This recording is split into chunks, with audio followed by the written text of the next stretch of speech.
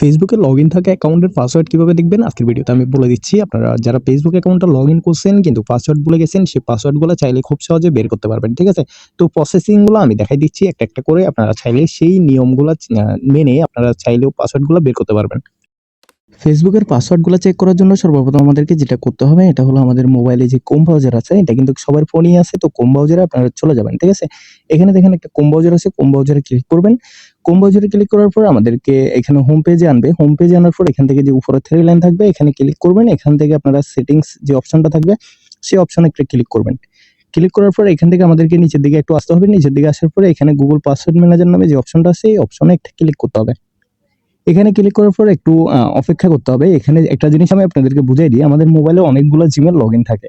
তো এখানে যে জিমেইলটা আমাদের লগইন আছে সেই জিমেইলে কোনো পাসওয়ার্ড সেভ নাই। ঠিক আছে? তো এখন আমাদেরকে যেটা করতে হবে আমরা এখানে উপরে প্রোফাইলে জিমেইলের প্রোফাইলে যে আইকনটা সেটাতে ক্লিক করে অন্য একটা জিমেইল চেক করব। মানে এভাবে আমরা সবগুলো জিমেইল চেক করতে পারবো। তো আমরা অন্য আরেকটা জিমেইল দিলে দেখবেন যে আমাদের এই জিমেইলে কিন্তু অনেকগুলো অ্যাকাউন্টের পাসওয়ার্ড সেভ করা আছে। ঠিক আছে? দেখেন এখানে ফেসবুকে 13টা অ্যাকাউন্টের পাসওয়ার্ড সেভ করা আছে আমাদের। এখানে আমরা এখন ফেসবুকের উপর ক্লিক করব। এখান থেকে আমাদের মোবাইলে যে হোম স্ক্রিনের লকটা আছে সেই লকটা এখানে আমরা দিয়ে দিব।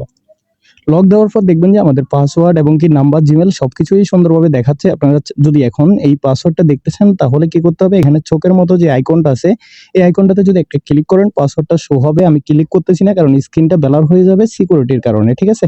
তো আপনারা চাইলে এভাবে খুব সুন্দরভাবে পাসওয়ার্ডগুলো দেখে নিতে পারবেন।